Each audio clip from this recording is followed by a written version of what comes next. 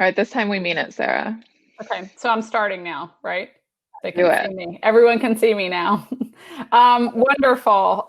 So congratulations, everybody, on completing the morning activities. Also heard y'all are having a blast in Remo. We love to hear that. I hope you've learned a bit about yourself and had a fun time working in your challenge groups. So over the next hour, just take a breather. We're going to talk about VFA and all of the fun things that come with that. But before we get started, one of my favorite people, our CEO, Amy Nelson, is going to share a few words with us. Amy? Thanks, Sarah. Hey, everyone. Good afternoon. Thank you all for participating today, for joining us on Remo. I know more people are sort of trickling in. First of all, congratulations. I know all of you worked pretty hard just to be here. We are seeing pretty significant increases in our applications this year at VFA. So you had to really be special to make it to selection day. About 20% of our applicant pool ends up getting an invitation. So getting here is an accomplishment in and of itself. Feel free to pat yourself on the back, congratulate yourself because you've already met a very high bar in terms of our selection process. I also want to remind you, you may have heard this already, but as an organization, Venture for America aims to be selective and not competitive. So you're not competing with the other folks that you were in groups with this morning or you might be chatting with on Remo. You're really only competing against yourself. And we aim to make offers to everyone who we think meets our very high bar of what it takes to be an entrepreneur and a contributor to a startup or growth business in one of our cities. This morning might have been a little stressful for you. The activities are designed intentionally to apply pressure, to move very quickly. Some of you maybe really enjoyed that format, and others of you maybe don't always thrive. And so if that's you and you're not feeling great about your performance this morning, shake it off. You have an opportunity to hit the reset button this afternoon in your individual interview. And we really want to get to know you as an individual and understand what your hopes and dreams are, why you want to be a part of this community of values-driven builders. And so just remember to try to make the best case for yourself and why this is going to be the right step in your professional journey, particularly those who want to be entrepreneurs or part of building something bigger than themselves. And as you know, Venture for America really is committed to mobilizing the next generation of entrepreneurs, creating opportunity through entrepreneurship. And we believe that in times like this, right? Like there's a massive economic crisis going on. It's only getting exacerbated in this moment. We are focused on creating value and creating opportunity for others. And you applied to this program probably because you think differently. Maybe you've been sort of the odd one out in your friend group or at your school. You're someone who really wants to chart your own course and take ownership of your career and your future. And entrepreneurship is a really fantastic way to do that.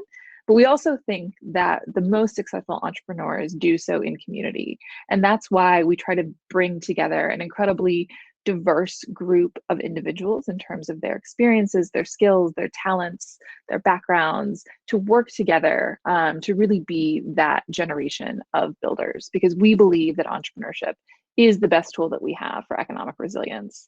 And so because you all are pretty fantastic, please take some time to get to know each other. Remo is a fun tool. You can kind of hop around and meet different folks. I've heard lots of stories of people who connected at selection day, even those who didn't end up ultimately becoming fellows, who became friends in the long term. You're going to hear from some great panelists, Anna, Mahir, and Jacqueline later. They're going to give you a taste of the VFA experience and what they've gotten to accomplish as fellows so far. But before we get a chance to hear from them, Sarah, our Chief Program Officer, is going to be sharing lots of great information on the VFA experience. So once again, congratulations for making it this far. Thank you for bringing your full self to the opportunity, and we're excited to just share more about what VFA is all about. Sarah. Thanks, Amy, so much for your words of wisdom, everyone. So I want us to shift gears a bit and kind of refocus us all on why we're here today. I know that This is a lot of time to spend out of your day, and I'm sure it has had significant disruptions to school and to your life. And so just really appreciate you taking the time and spending that with us. And so for the next hour, we are going to talk a little bit about VFA and you. So I'm going to share my screen.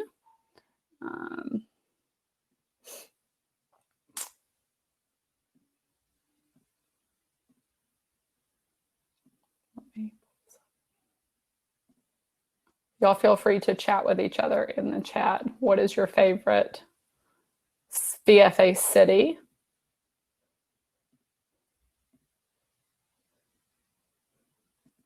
Birmingham, without question. Yeah, that's a question. What is your favorite VFA city?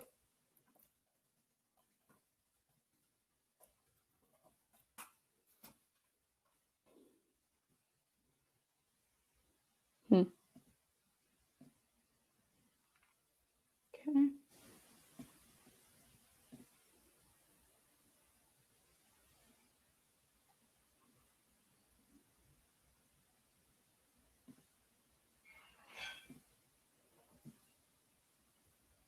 All right. Oklahoma, Baltimore. Awesome. All right. So we're going to get started. I'm going to cut my camera off.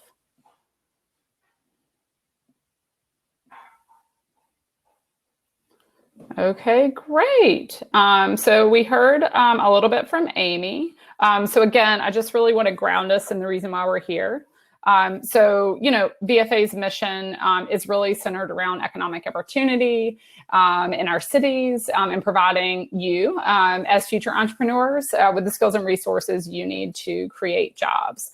So I just really want to center us on that and bring us back there to ensure that that's the lens we're looking through for the remainder of our presentation and our time today with VFA. So let's get to the good stuff. I want to talk more about the skills and resources and community that I just mentioned. So through VFA, you get a ton around networking community. I've interviewed a lot of you, and I hear a lot about, one of the reasons why you're really excited to be with VFA is the network and the community. So we have over 1,000 fellows alums across the United States, including in the city of Birmingham, where I am currently located. You get a connection to like-minded builders, startup leaders, future founders. A lot of times these are lifelong friendships. If you're looking to start a company, these are co-founders. These are people you want to hire. And so really, take advantage of that network and that community. It's a really, really special component of the fellowship. So in addition to the community, you also get access to professional development. So Training Camp, which I'm sure a lot of you have heard of. Training Camp is our entrepreneurial boot camp that happens every summer. And it's about 4 weeks. And you will spend that time with your fellow fellows, learning and growing in all things startups. There's also continued support and learning from a professional development standpoint post-training camp. So you will see that in the form of entrepreneurial resources and continued investment in kind of the startup leader track as well. And there's in-city programming. So all of your cities have community directors, which is really, really exciting. When I first started 4.5 years ago, I was one of the very first community directors in Birmingham. And so, you're going to have support on the ground on day one as it relates to programming and helping you get to know your city. And so we're really, really excited about that resource for you. So the pandemic. I'm sure you've heard a lot about the pandemic through school and just, the global state of our country right now. But as most companies, VFA has, had to adapt during the pandemic. So some of those ways we've done that include Training Camp. So I just mentioned Training Camp is our entrepreneurial boot camp that happens over the summer. So this year we adapted it to a virtual environment, which was really fun. Y'all all enjoyed Remo. It was a highlight of Training Camp. And so, we're still in the process of determining, what is the safest and most impactful way this year for us to host Training Camp. So stay tuned. All of our in-city programming also has been adapted to a virtual remote environment. And I think one of the biggest pros of that is we've been able to stream live city programming with top CEOs and other like city impact supporters and community members across our 14 cities. So if there's something really cool happening in St. Louis, I would have never been able to view that. And we did this year. And so, it's a really fun way to connect with your fellow fellows post-training camp. And also, get to know the movers and shakers in all of our other cities. And with COVID, typically before COVID, many fellows would move to their cities by August. Everyone would start their jobs around the same time. And due to COVID, fellows are really able to kind of move to their cities in their unique pace, which I think has been really, really helpful during this time. So some of you want to be founders. That's why you're here. So some resources to start a company. So you'll have access to over 20 plus startup programs a year, which is a ton. Great opportunity for learning and growing how to launch your own business. These could include local ideation sessions and virtual validation challenges where you'll kind of de-risk your ideas. This is also a great opportunity to, if you're looking for a co-founder or other team members, to find them through, the startup programmings every year. And also just a great opportunity to connect with your fellow fellows across other cities. Next up is we have an exclusive accelerator program this year, and in a previous years, it was in Detroit. It's been in Cleveland. It was in Philly in the beginning. So look out for the next accelerator city. So this is exclusive for our alums. So unfortunately, as a fellow, you won't have access to this. But if you want to be a founder, this is definitely a program you want to keep your eye out for as an alum. So to date, 25% of our alums have proceeded to join the accelerator programs like Y Combinator and Techstars, which is a ton. It's a great opportunity if you're looking to accelerate your company. Also, all about the money. So we've invested over $3 million in our fellow founded companies since 2013. That is a really large investment. It just goes to show you how successful we think they will be and how much we believe in every one of our founders. So diversity, equity, inclusion. So this is something that Venture for America as an organization has been working a lot on over the last 2 years. And so as it relates to the fellowship, diverse representation is very important. So VFA has drafted, a DEI plan that includes partnering with groups and organizations to increase our representation of our class and having different voices and speakers who are representative of the communities we serve. This is really, really important and critical part to our mission. VFA Rise and support for affinity groups. So VFA Rise are different support groups for individuals from overlooked communities. You will hear from one of our panelists this afternoon is a Rise lead. So you'll hear from her a bit later. But this is a great opportunity to get involved in an affinity group.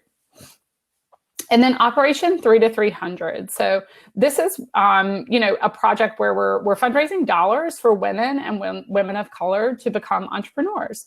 And so again, this is just, one fellow-focused area of our DEI plan. So some common questions. Now I'm going to tackle those. So you all might be thinking, how will I find a job? So we don't place you in your roles. You find your job. So, we help simplify and speed up that process. But ultimately, you are the driving force of that process. It is time intensive, but ideally rewarding in terms of finding the right fit because you yourself are making the selections. We are providing the company partners and helping the company partners develop those roles. And so, really excited for you to potentially get started in our match process starting in April. So match, I said match, what is match? So we call it a powered up job search. So you get access to a lot of resources you can take advantage of to ensure that you're the best fit for the role. So the VFA team, I always say there's never a time in your life where you will have 30 plus people solely, there to ensure your success. And that goes for Match as well. So we connect you with current fellows and alums as far as like support goes through the Match process. Their experiences are really, really valuable as you're thinking about how you want to approach Match. We offer resume and bio reviews. Resumes and bios will be something that is required for you to add to your profile on Match. And so, providing these review processes really sets everyone up for success. We make introductions to company partners. If we think you're a really great fit for a role and maybe you have overlooked that role or not gotten a chance to take a look at it, we can introduce you to company partners and really get that process going for you. We also offer salary and negotiation training. I'm not quite sure out of this group how many have had previous job experiences. But, salary and negotiation training is something that's really, really important when you are on the job search. So we want to make sure that you're set up for success there. So what will my salary look like? So the average salary for the class of 2019 is, drum roll, $47,000. So, this is very much increased from previous years with VFA.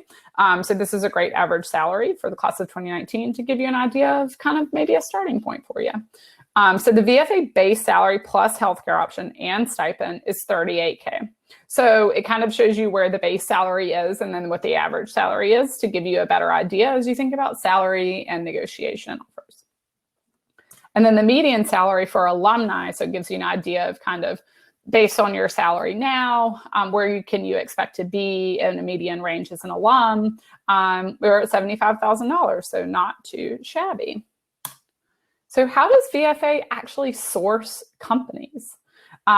So we get a lot of questions about this.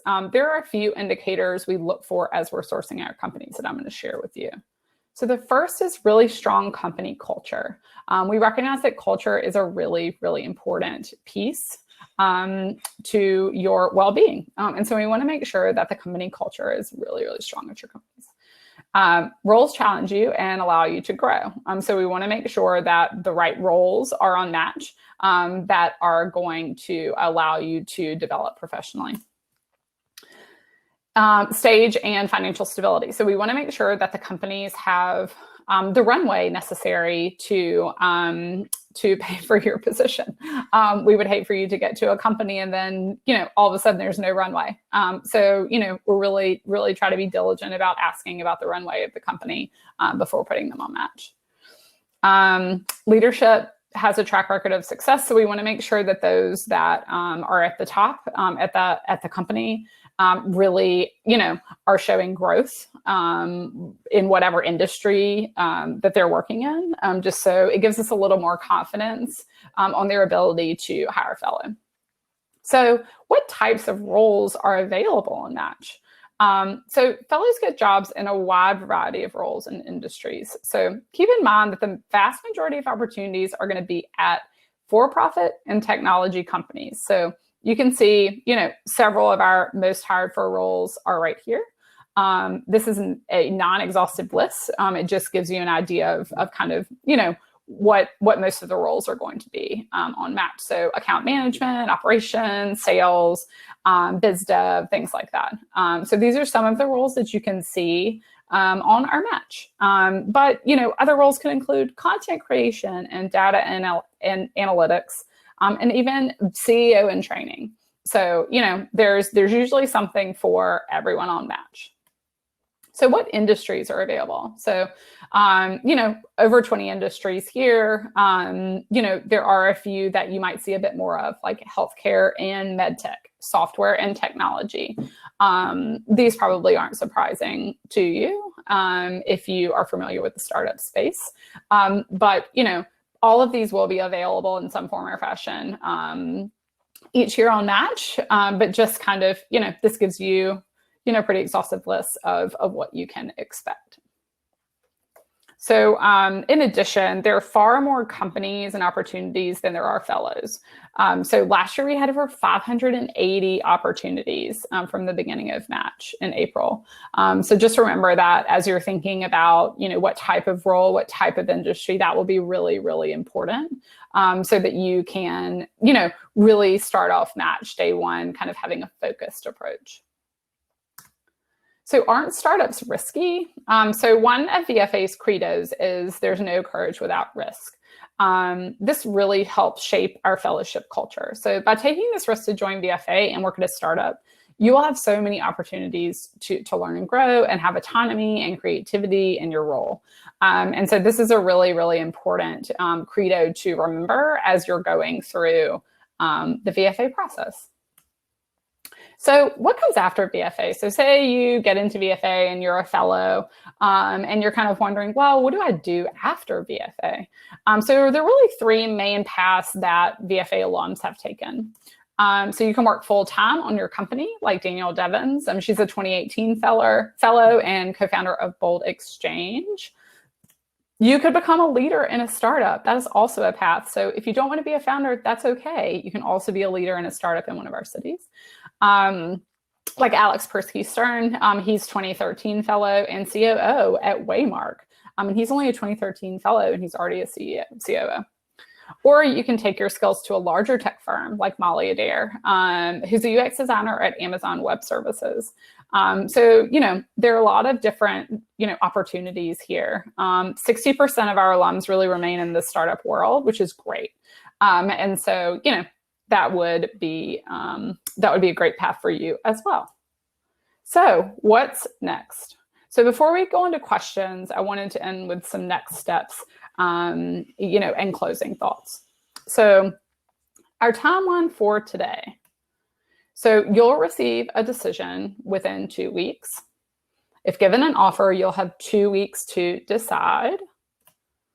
And we'll host a decision call on November 24th, so you might want to write that date down to answer your questions and have other fellows share their experiences with you, which might be a really good opportunity if you're on the fence to really hear about what the fellowship experience is like, so that you can have all the information you need to make the best decision for you.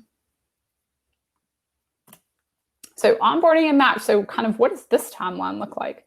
So you see onboarding and Match at the top of this slide. You can see the fellowship selection process goes, from October through March. Match this year is going to open in mid-April, so you can be prepared for that. And then training camp happens over the summer, like I mentioned before. So during that time, on the left, you can see during onboarding, you're getting your profile really ready for Match. You're networking with other fellows. You could join a Rise group, an affinity group, like I mentioned before. You're making sure your resume and your pitch are top notch before we hop on Match. And then once you get into Match, you're going to send pitches to jobs at over hundreds of companies and across our 14 markets. You're going to interview with those companies, do hiring exercises for those companies, negotiate salary, and all of the other really fun things that come along with getting a job. Great. So we have a few minutes before our panel starts. So if you could, in the chat, if you wouldn't mind writing what your favorite part of today has been.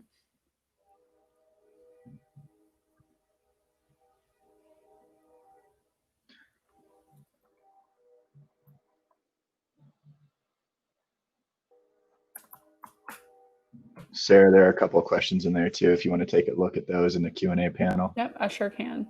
Want to stop sharing my screen. There we go.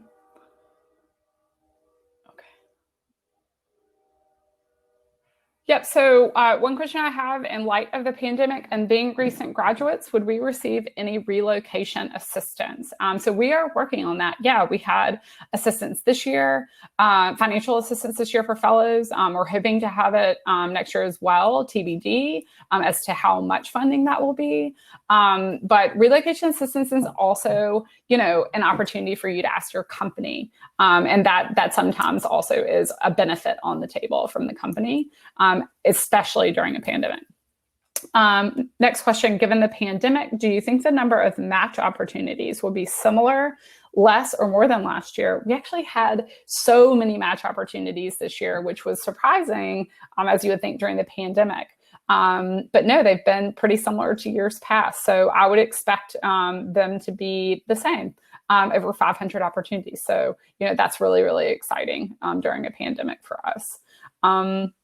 Let's see, since the accelerator is alumni exclusive, what other resources and assistance does VFA provide for its fellows to develop promising potential ventures during the fellowship term? Yeah, so I mentioned a little bit, we have validation challenges, we have ideation sessions. These are SPAT. These are great opportunities for fellows to engage with each other as it relates to their potential ventures. And so again, those are great opportunities either in your city or across our markets to really, seek a co-founder or, suss out your idea, even if it's just something you're just kind of tinkering with. These are great opportunities. So if you become a fellow, I encourage you to listen out for them, take advantage of them for sure. Are you seeing patterns where affinity groups are stronger in certain cities? I would like to find local mentorship as a queer fellow. Yeah, so our affinity groups actually are national. And so the affinity groups aren't localized. And so, the affinity groups are strong equally across the board nationally. And so with the difference kind of with the local mentorship piece is a little different. Your community director in your city, because each city is so unique, will be able to help you with that local mentorship. We have a mentorship program, but if you really specifically want it to be local, they will be a great supporter of that. What is the average time for fellows to find a best fit on Match? It's different for everybody. This year with the pandemic, we've run Match really, from May until now. So no telling with the pandemic next year. There's no really one way to do it. We really just want to make sure that you find the right fit for yourself. So there's no real average, sorry.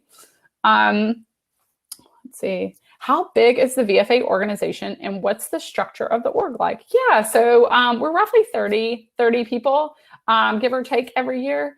The structure of the org, as far as the org chart goes, you heard from our CEO, Amy Nelson. I'm CPO, so sit right under Amy. Our COO sits next to me, Elizabeth Brake. And then underneath that, there's several different departments. And so you have talent, you have programs, you have our fundraising team, our marketing team. And so, all of those have so many strong leaders, underneath that department. And so that's kind of gives you a little view as to the org chart. Do fellows typically choose their city and then a startup within that city, or do they typically seek out a specific company and go wherever it is located? That's just depending on the fellow. Some fellows have city preferences, so they look for startups in that city. If you don't and you're super open, I would recommend looking for the role and the company, and then just being open to going to whatever city, wherever city that is. Okay, we've got 2 minutes to the panel. So thank you all for your questions. Hoping I can get to the rest of them at some point. All right. I'm going to cut my camera off for just a minute.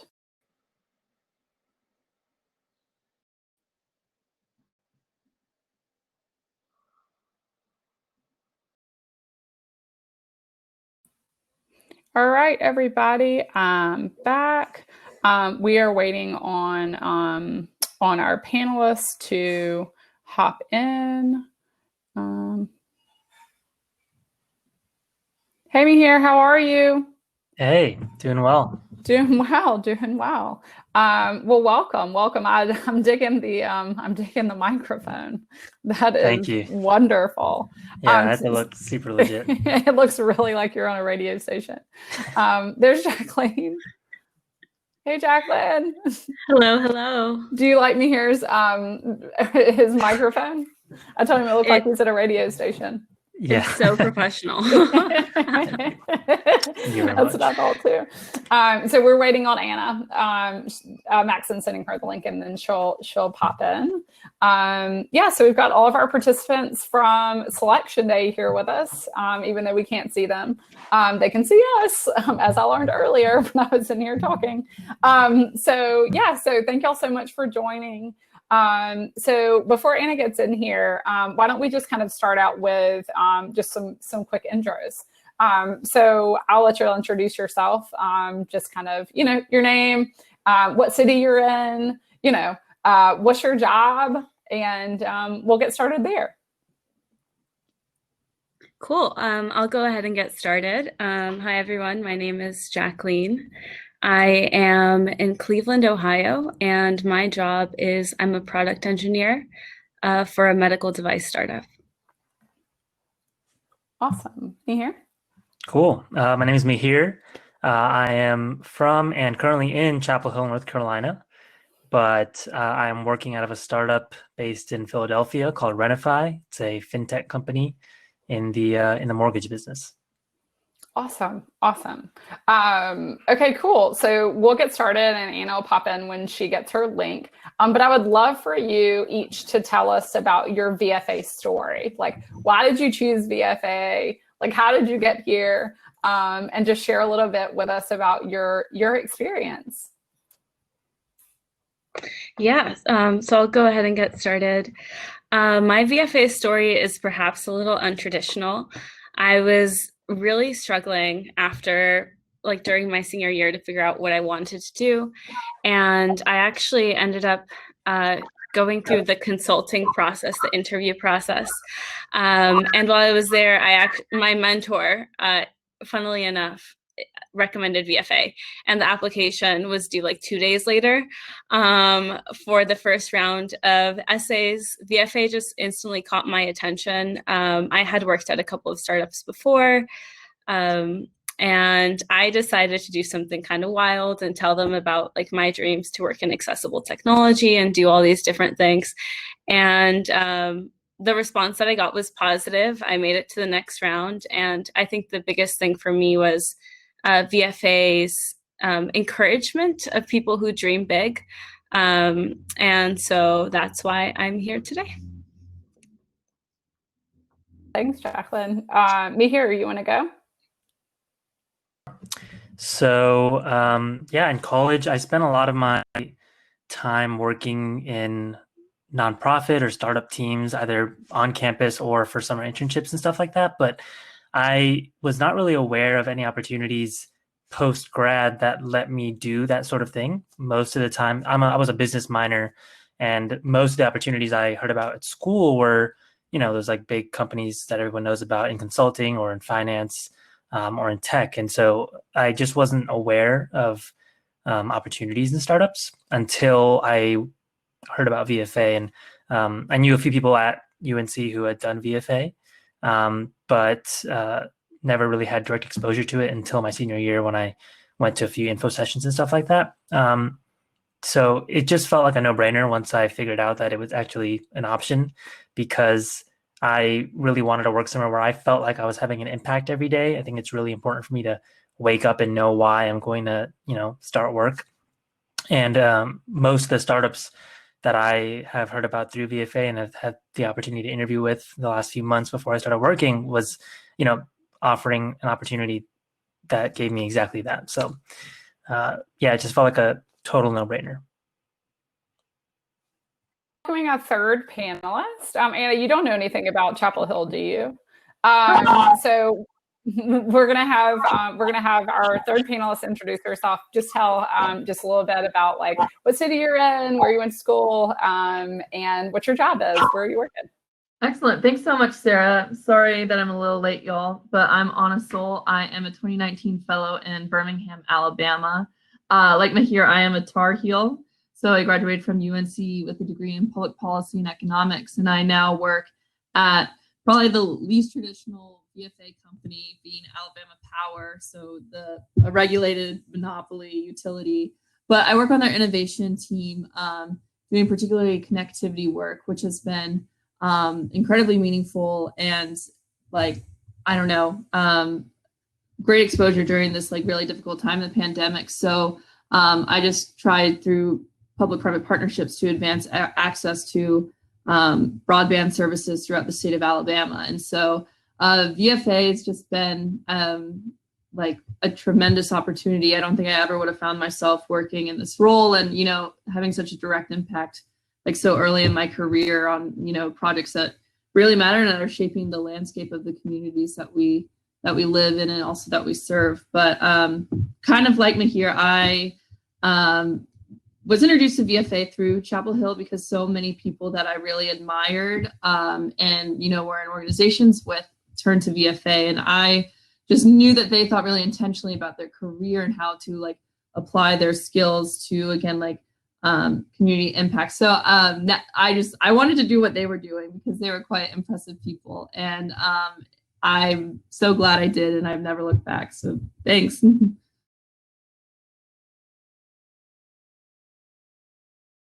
Oh, Sarah, you might- Muted.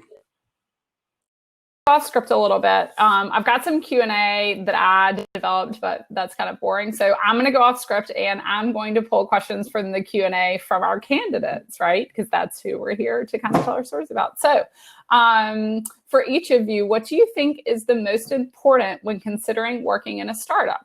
The culture or the mission? I'll give you a couple seconds. And then whoever wants to go ahead. I'll jump in quickly. I think there's a lot of consideration. I think I would expand culture more to mentorship, because at a startup, there's sometimes like you might be the second or third person. You might already be the director of something. And so with that comes a ton of responsibility. And if you don't think you're going to receive feedback or any sort of guidance, like navigating these waters, I think that's where a lot of fellows seem to have trouble. So I would really look for, is this, you know, a company you seem to work for, but are these also people you hope to work with and work for, and that they'll be able to support you in this role, because they're probably wearing just as many hats as you are. So that's just one thing I feel like a lot of fellows need to consider, as well as like the work they're doing and why they're doing it is with whom, because people are so important. Here, Jacqueline, anything you want to piggyback on? I think I'm going to cheat and not choose either.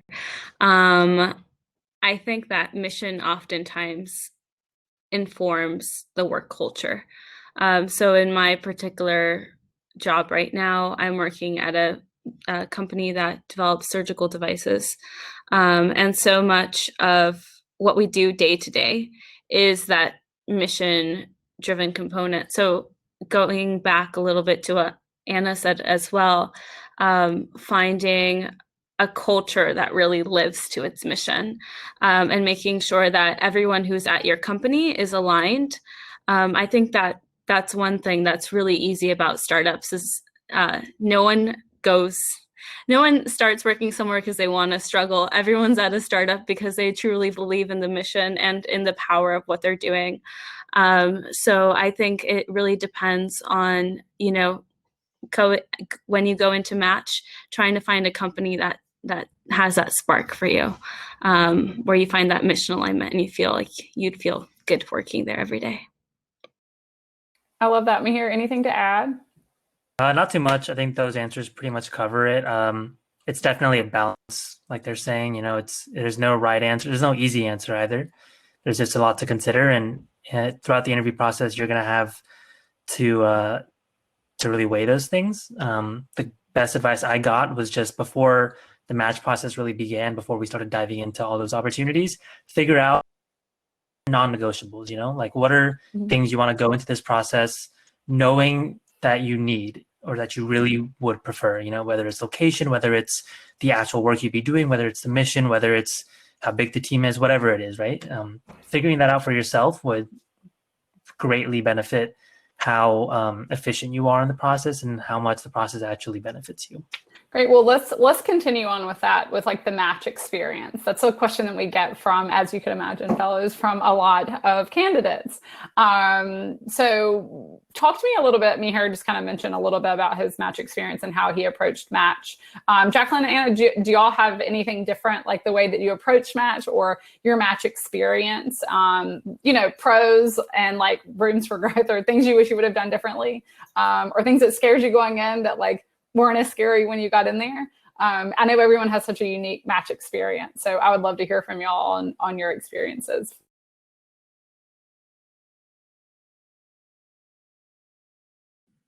Yeah, I guess I can.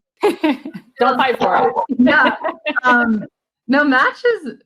What's so fascinating about match is like you can never predict like what's going to be on match, because there's like the companies that could be on there might not even exist today. And so like it kind of allows you to explore opportunities you would have otherwise never considered. Like I was talking to a few companies that like, I don't know, because I was really drawn to, again, the culture and so I go into match with an agenda. I think like Mihir said, having those non-negotiables. I think having direction of like kind of like what skills you want to build, what industry, like having some sort of things that can guide you through the decision making, but like don't zero down that you want to move to X city, work at X company for X job, because I'm looking at a lot of my friends, a lot of them would have never, or peers and fellows in the program have never pictured their life there a year after, you know what I mean? Like where you're sitting now and where you might end up through the fellowship. You just have to really trust the process. And again, like you'll meet people and talk to people and really trust your instincts. I think most people kind of know early on, like, you know, which companies and places you're really attracted to versus what you're not. And there's no way, I don't know, just trust your instinct and believe in yourself too. Like y'all are there for a reason. I think my experience is pretty similar. So definitely starting off with the non-negotiables and knowing yourself, knowing specifically what factors matter to you. So for me, those factors were role, city, team culture, also trying to get a grasp on how the startup is doing in general. Is it, a pre-product startup like my team was when I first joined, or is it a more established company? The one thing that I tried to identify when I first started what risks I was willing to take. I double majored in economics and engineering in undergrad, which meant that I sort of, was willing to do any role as long as I really believed in the mission. So I think really remembering back to why you chose VFA over other options. That's great. Yeah. Mihir, I'm going to ask you this question, I think, because it's specific to your experience in match during the pandemic, right? So unfortunately, Anna and Jacqueline didn't have the experience of match in the pandemic. But I would love, for incoming fellows who likely will still be in some of those similar challenges, how did that affect your match experience? Like how did the pandemic affect how you made decisions and, what you were willing to risk? Yeah, it's a great question. Definitely very unique in a lot of ways. There's just, I think because I think we were in a unique position where, the pandemic had already began and we were doing match in the summer, but I think a lot of us kind of assumed that we would also be starting to work during the pandemic, and that kind of influenced like, all right, well, like how much does location matter to me if I think I'm just going to be living where I'm living right now? How much does, the type of work, do I want to value that more, because I'll probably just be focusing on the actual work side and not really getting to meet that many people, right? So you start to sort of change the way you perceive all those things. On like a broader sense, I think you basically just have to know how to manage your time better, because it's easy for days to just kind of go by and it just kind of feels like the same old, like everyone has felt. 2020 is just, it's like March 190 right now. I don't even know what month it is, right? Like that's a very real thing. And when you're looking for jobs, oftentimes it's easy to feel like you're lost, or feel like the direction that you're moving in just keeps changing.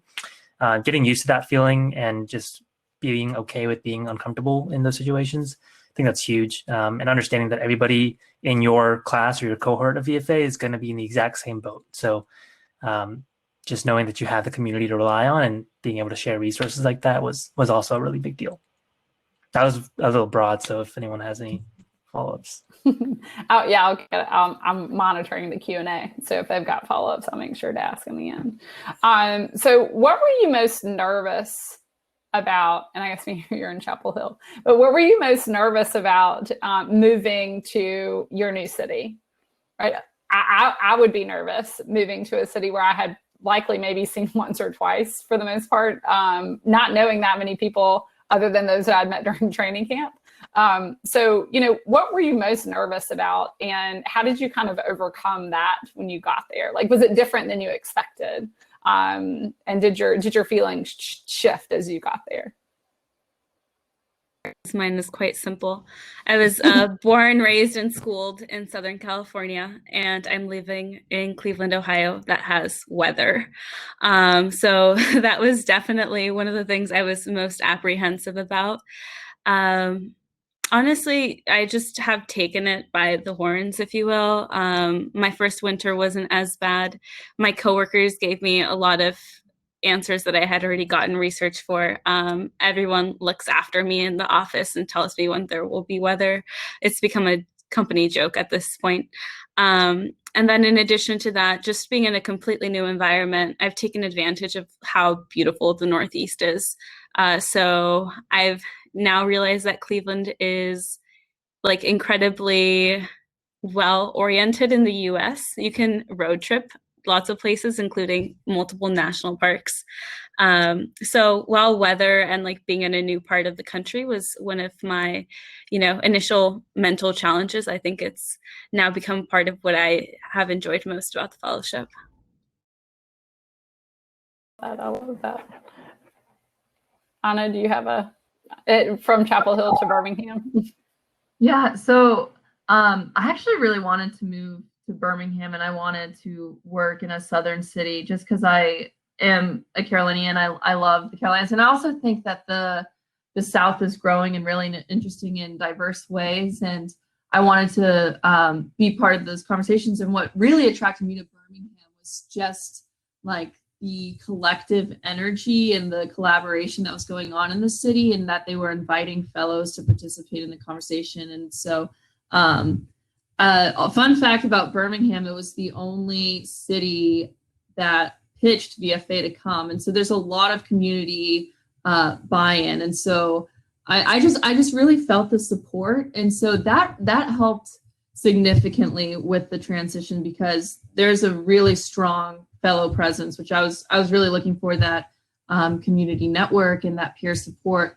But beyond that, there's immense professional network too through VFA, and I do feel like people are on my team even though I don't work at their company. It doesn't feel like a very competitive environment at all. Like, they are truly excited that like this young new energy is here, and that has helped in so many ways. And I don't know, it's definitely tough. Like, sometimes I'm like, oh my gosh, like how did I end up in Birmingham, Alabama? Like, but I truly love it. Again, like, you just have to trust the process, and like, people are excited that you're here, and it's really amazing to think that like you've earned a seat at the table, and that that people are cheering you on. So it's just all been positive, and I'm really thankful I found my way here.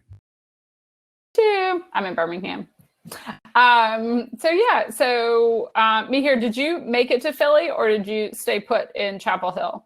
Do the pandemic? I'm still in Chapel Hill. I have plans to move into Philly sometime in early 2021, but like, I love it. I'm pretty out of touch. I just watch Rocky like once a week. Just to like stay connected. Totally.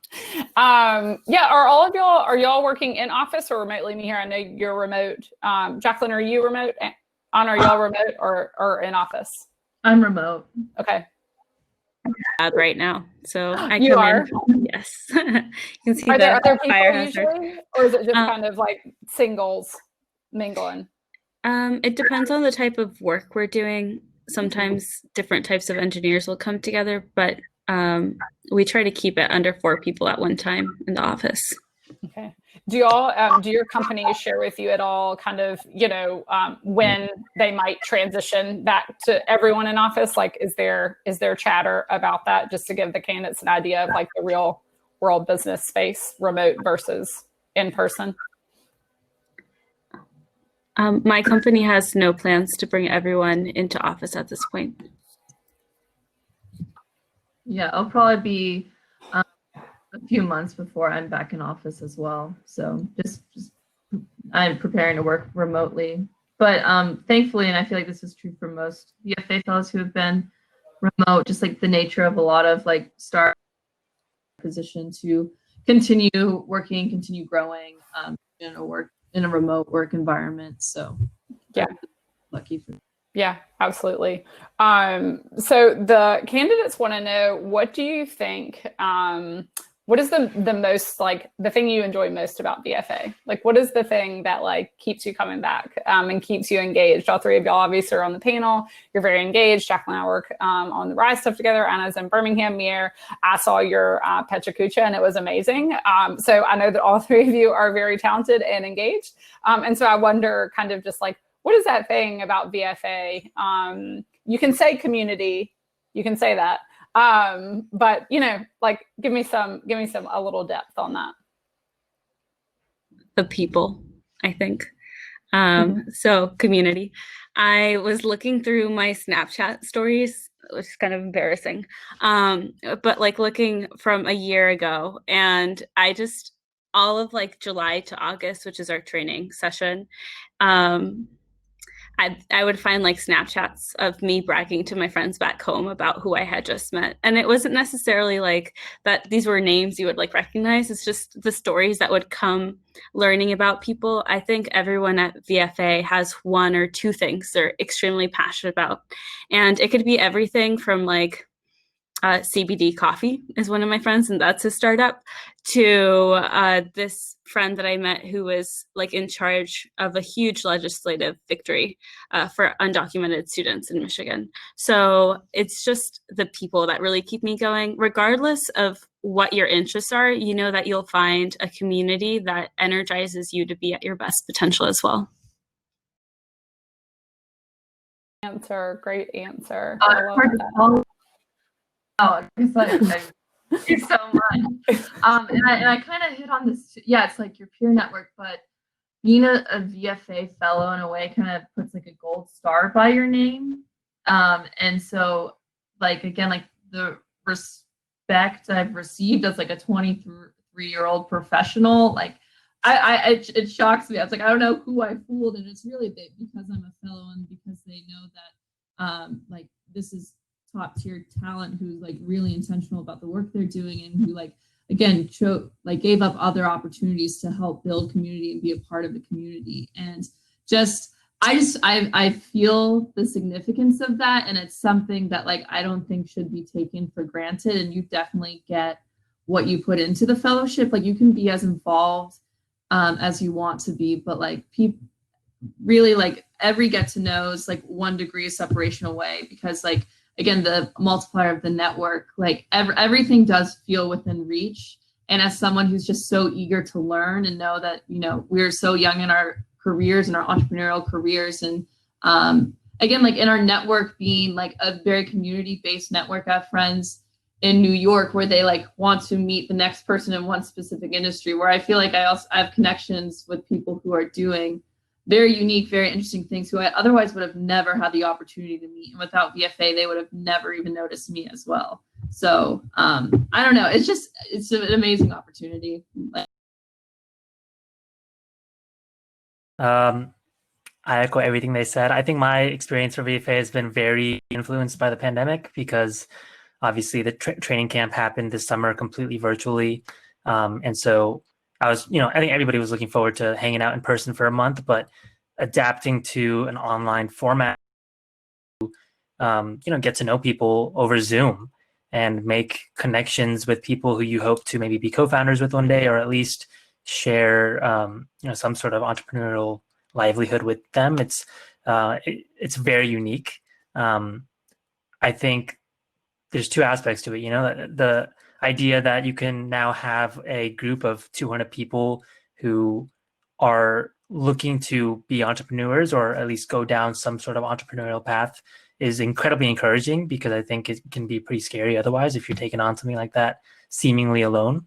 And, you know, like they said, being able to get to know people, you know, all across the country who you would never have met otherwise, who share some of your core values when it comes to your career and how you view the rest of your work in life. That's pretty special. So yeah, community, basically. All day. Great. So I'm going to leave us with one question. If the candidates have any further questions, if you can just pop them in the Q&A. We only have about 3 minutes, so I've got about 1 or 2 questions, maybe just one. So if you want to take a second, this is a good one. So we'll close with this one. If you could give yourself one piece of advice when you were at this point in the VFA process, so you're a candidate, you're at selection day, what would that piece of advice be? They're all here today at selection day. Some of them are going into interviews. You know, I'm sure you remember like the nervousness about the interviews. So what's the one piece of advice? I can start if I was doing it. I'm not a fellow, but I would just say be yourself.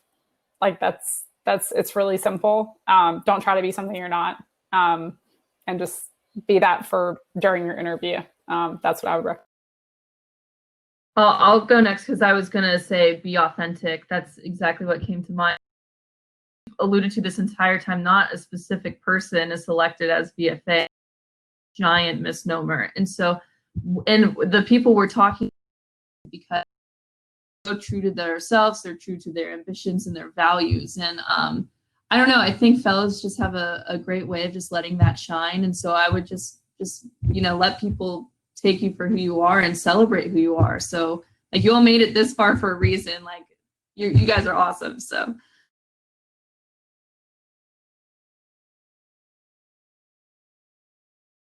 Yeah, I received advice like that on my or before the flight I took to New York for my selection day, and it was like, look, that there's going to be, I don't know if they've done the or a version of the group exercises that we were doing last year. They have already, yeah. So you know, you guys have already been through what I consider to be the hardest part of selection day.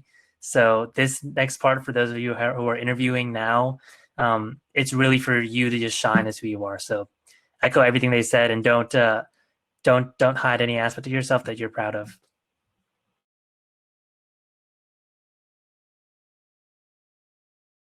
Jacqueline. Uh-oh. Oh, I can unmute you, I think.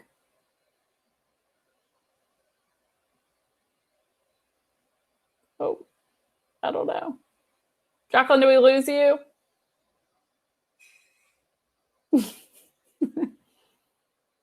You can type it to me and I'll tell them.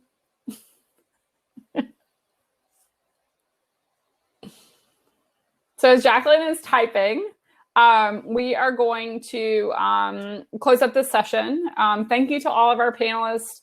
Thank you for spending your time with us. I know the candidates super appreciate your honesty and reflection on your time as a fellow and as a candidate. For the candidates, you can hang out, not in here, but in Remo. For those of you who still want to lounge, it's going to be available till 7 p.m. Eastern Standard Time. So if you want to hang out, please do. Hold on, let's see. Jacqueline, did you message me? No. I think she put something in the general chat. So. Okay, good. I can't get into the chat. They barred me. I'm kidding. I just can't get in there because I don't know how. Okay, so this has been wonderful. Thank y'all again. Candidates, good luck on your interviews. We're so proud of you already. Pop back over to Remo to hang out if you're not interviewing. And yeah, best of luck. Thanks, Hannah, Jack, let me here. It was really good to see you all. Thanks. Good luck, everyone. Bye, y'all.